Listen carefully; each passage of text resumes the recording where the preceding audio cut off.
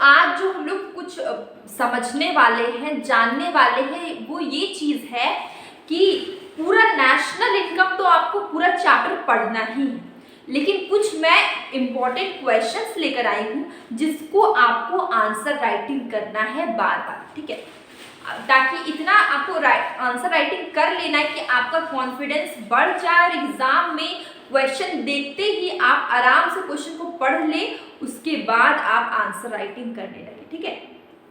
तो इस तरीके का कॉन्फिडेंस लाने के लिए और अच्छे से प्रेजेंटेशन करने के लिए कुछ ऐसा मैंने कुछ क्वेश्चंस लिया है, ठीक है, इंपॉर्टेंट क्वेश्चन जिसको आप प्रैक्टिस करेंगे तो आपका नेशनल इनकम चैप्टर में सबसे ज़्यादा क्वेश्चंस पूछ जाते हैं, तो आप इससे इकोनॉमिक्स में अच्छा स्कोर कर सकते हैं। जैसे कि मैंने यहाँ पे क्वेश्चंस कुछ लिए इस तरीके का, देखिए फर्स्ट क्वेश्चन ये है कि discuss in brief the steps and precaution of, ये तीनों का, ठीक है, ये तीनों को आपको डिस्कस करना है, स्टेप्स भी बताना है, प्रिकॉशन भी बताना है। तो नेशनल इनकम में को मेजर करने के 3 मेथड थे, ठीक है, 3 मेथड कौन कौन से थे? Value adding method, income method and expenditure method, ठीक है। इसको आपको बहुत अच्छे से स्टडी करना है।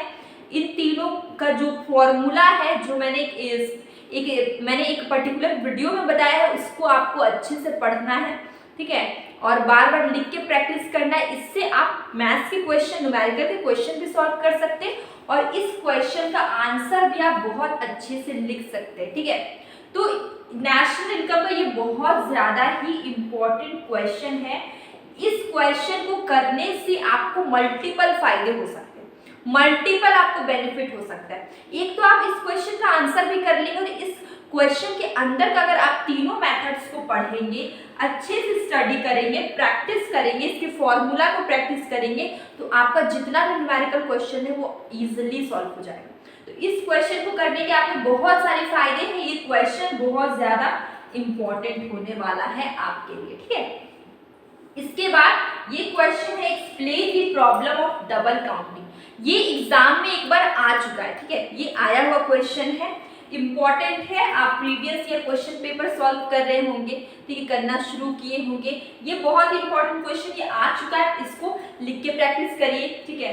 और देखिए concept of real GDP and nominal GDP, आपको कंसेप्ट भी पूछ सकता है रियल जीडीपी और नॉमिनल जीडीपी में, और आपको डिफरेंस भी पूछ सकता है। तो ये भी इंपॉर्टेंट क्वेश्चन है, आप इसको जरूर करिए। और देखिए how far GDP can be taken as an indicator of, तो जीडीपी कैसे आपका इंडिकेटर है इकोनॉमिक वेलफेयर का, ठीक है। तो ये जो मेरे जितने क्वेश्चंस हैं ये लॉन्ग टाइप के क्वेश्चंस है, ठीक है। ये कौन से क्वेश्चन है? लॉन्ग टाइप के क्वेश्चन। नेशनल इनकम में आप ये सारे क्वेश्चन को आप लिख के प्रैक्टिस करिए, ठीक है। आपको एग्जाम में ये सारे क्वेश्चंस आएंगे तो आपको प्रॉब्लम नहीं हो, क्योंकि आपको वो चीज़ आप बार बार लिख रहे हैं, सब चीज़ आपके दिमाग में आ गया है और आपका हाथ कहीं रुकेगा ही नहीं, आप आराम से आंसर को लिख लेंगे, ठीक है। क्योंकि अगर आप लिख के प्रैक्टिस नहीं करते, सिर्फ पढ़ते हैं, तो आपका हाथ नहीं चलता एग्जाम के टाइम में, आप भूल जाते कि कैसे लिखे, आंसर को कैसे लिखे। तो अगर आप लिख के प्रैक्टिस करेंगे तो आपका हाथ नहीं रुकेगा, आप लिखते रहेंगे, इससे आपको बहुत फायदा होगा, ठीक है। देखिए इसके बाद यहाँ पर आप देख सकते हैं कि जितने भी एग्रीगेट्स थे, ठीक है, national income and it's aggregates मैंने पढ़ाया हुआ है, ठीक है। वहाँ पर मैंने क्वेश्चन सॉल्व करने को बताया कि न्यूमेरिकल क्वेश्चन कैसे सॉल्व करते हैं। आप मैक्रो इकोनॉमिक्स के प्लेलिस्ट में जाके देख सकते हैं, ठीक है। उसमें से एनडीपी-एफसी, जीडीपी-एमपी, जीडीपी-एफसी, जितने भी इस तरीके के एग्रीगेट्स हैं, ठीक है, उन सबको आपको देखिए यहाँ पर आपको क्वेश्चन, इसको पढ़ने के 2 फायदे हैं, ठीक है। ये सारे जो भी चीज है, ठीक है, एनडीपी-एफसी, एनडीपी-एमपी, इसको पढ़ने के 2 फायदे। एक तो आप न्यूमेरिकल क्वेश्चन सॉल्व कर पाएंगे, ठीक है, मैंने ट्रिक भी बताया हुआ है कि कैसे सॉल्व करना है। और आप इस टाइप के क्वेश्चंस अगर आपको पूछे जाए जहां पर मीनिंग बताना हो आपको इन सब के, तो आप मीनिंग्स भी लिख पाएंगे, ठीक है। जैसे कि ये क्या है, नेट डोमेस्टिक प्रोडक्ट, ठीक है, एट फैक्टर कॉस्ट। तो इस तरीके के जो भी क्वेश्चंस हैं, ठीक है, ये सारे क्वेश्चन भी सॉल्व करने में आपको फायदा हो जाएगा और आप उसके मीनिंग्स भी लिख पाएंगे, ठीक है। और अगर आपको शॉर्ट ट्रिक जानना है तो प्लेलिस्ट में जाके आप देख सकते हैं मैक्रो इकोनॉमिक्स की, वहां पर मैंने शॉर्ट ट्रिक नेशनल इनकम के बताए हुए हैं, ठीक है। तो इसको आप जरूर पढ़िए, ये बहुत ज्यादा इंपॉर्टेंट है। 1 मार्क्स के क्वेश्चन में भी आ सकता है, लॉन्ग क्वेश्चन में भी आ सकता है, और इसके न्यूमेरिकल क्वेश्चन भी आ सकते हैं। मैं बार बार बोल रही हूँ कि नेशनल इनकम से सबसे ज्यादा क्वेश्चंस पूछे जाते हैं, और जो आप लोग मतलब जितने स्टूडेंट्स हैं उनको थोड़ा सा डर लगता है नेशनल इनकम से। सबसे बड़ा चैप्टर है और इसमें न्यूमेरिकल भी है, इसमें थ्योरी भी है, इसलिए इसको बहुत ज़्यादा ही रिवाइज करना है, बहुत बारीकी से पढ़ना है, ठीक ना। उसके बाद आप देखिए यहाँ पे डिस्टिंग्विश मतलब कि डिफरेंस वाले बहुत सारे क्वेश्चंस इस चैप्टर से भी बनते हैं। इस चैप्टर से देखिए मैं बता रही हूँ, concept based question, concept based question आपके यहाँ से बन जाते हैं, कॉन्सेप्ट बेस्ड क्वेश्चन, ठीक है, बेस्ड क्वेश्चन बन जाएंगे आपके यहाँ पर। उसके बाद यहाँ पर फॉर्मूला भी इंपॉर्टेंट है, फॉर्मूला इंपॉर्टेंट है आपका यहाँ पर आपको न्यूमेरिकल भी पूछे जाते हैं, न्यूमेरिकल। तो देखिए इस चैप्टर से आपको कॉन्सेप्ट भी पढ़ना है, ठीक है, फॉर्मूला भी देखना है। सबका फॉर्मूला याद करने की जरूरत नहीं है, सब मैंने ट्रिक बताया हुआ है, ठीक है। न्यूमेरिकल क्वेश्चन भी इंपॉर्टेंट है, जो डिफरेंस वाले क्वेश्चन होते हैं वो भी इंपॉर्टेंट है यहाँ पर। तो कुल मिला के देखा जाए कि ये चैप्टर आपका बहुत बड़ा चैप्टर है और इसको आपको आराम से पढ़ना है, ठीक है। कोई आपको ऐसा कुछ नहीं सोचना, आराम से पढ़ना है, ठीक है। और आप मॉर्निंग में थोड़ा जल्दी उठ के पढ़ेंगे तो फिर आपको ये सारे कंसेप्ट इजी लगने लगेंगे। अगर आप इसको पढ़ते हैं सुबह आधा घंटा भी, तो ऐसा कुछ टफ नहीं है इसमें, ठीक है। उसके बाद डिफरेंस वाले जो क्वेश्चंस होते हैं, ठीक है, डिफरेंस वाले क्वेश्चन बहुत सारे पूछा जाते हैं। जैसे कि आप देखिए डोमेस्टिक इनकम, नेशनल इनकम, ठीक है।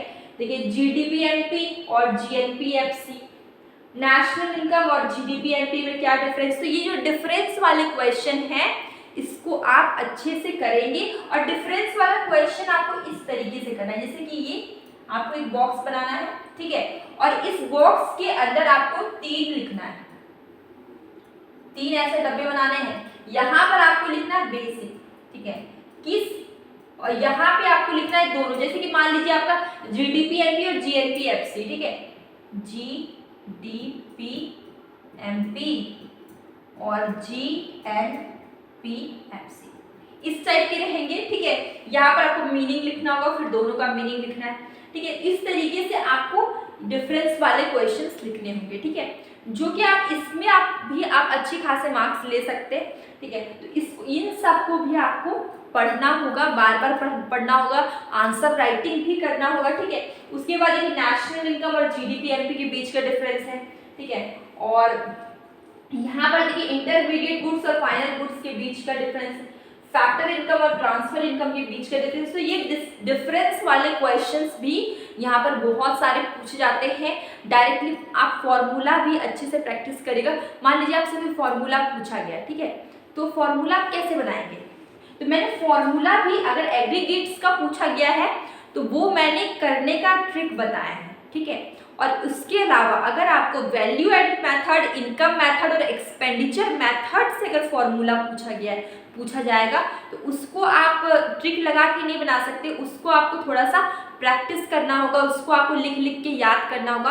अगर इन तीनों टॉपिक से, ठीक है, किससे वैल्यू एडेड से, ठीक है, वैल्यू एडेड, इनकम मेथड और एक्सपेंडिचर, ठीक है, इन तीनों टॉपिक से अगर फॉर्मूला अगर बात करें, इन तीनों टॉपिक में फॉर्मूला आपको लिख के प्रैक्टिस करना होगा या फिर आपको याद करना होगा, क्योंकि इन तीनों से भी क्वेश्चंस बहुत सारे पूछ जाते हैं, ठीक है। और अगर सिंपली आपको इस तरह क्वेश्चन पूछा गया, जीडीपी एमपी को कंपैरिजन करना है जीडीपी एफसी से, जीडीपी एमपी को कंपैरिजन करना है आपको जीडीपी एफसी से, इस तरीके क्वेश्चन पूछे गए। इसमें आपको फॉर्मूला याद करने का जरूरत नहीं है, इसमें आप कंपैरिजन करने मैंने सिखाया था, इस तरीके से, जैसे यहाँ पे फैक्टर कॉस्ट है, यहाँ पे मार्केट प्राइस है, हम लोग अंदर वाले को देखते हैं तो फैक्टर कॉस्ट यहाँ पे हो जाएगा प्लस नेट इनडायरेक्ट टैक्सेस। तो इस टाइप के जो क्वेश्चंस है इसके लिए आपको याद करने का जरूरत नहीं है, आप ट्रिक देख लेंगे तो आप आराम से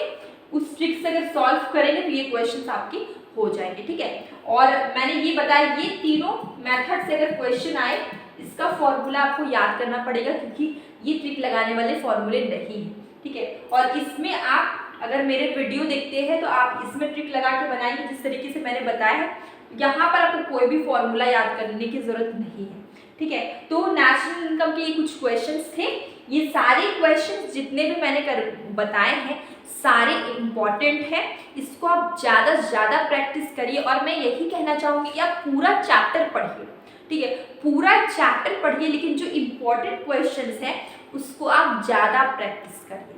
इससे क्या होगा, आप इन पर्टिकुलर टॉपिक को ज़्यादा प्रैक्टिस करेंगे, इन सारे टॉपिक्स को एक चैप्टर के अंदर अगर आप ज़्यादा प्रैक्टिस तो एग्जाम में आपको ऐसा नहीं होगा कि आप क्वेश्चंस नहीं कर पाएंगे। आपको इस चैप्टर में बहुत ज़्यादा फोकस करना है न्यूमेरिकल्स पे, फॉर्मूला पे, ठीक है, डिफरेंस वाले क्वेश्चंस पे, ठीक है, बहुत ज़्यादा आपको फोकस करना है इन तीन चीज़ में, फॉर्मूला में, न्यूमेरिकल्स में, कॉन्सेप्ट्स में और डिफरेंस वाले क्वेश्चंस में।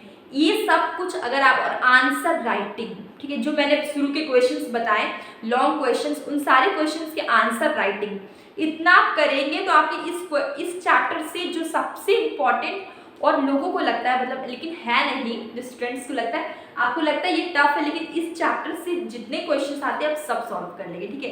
तो इसी तरह की मोटिवेशनल और स्टडी वीडियो के लिए आप मेरे चैनल को सब्सक्राइब कर सकते हैं, और अब हम लोग मिलेंगे एक न्यू वीडियो के साथ।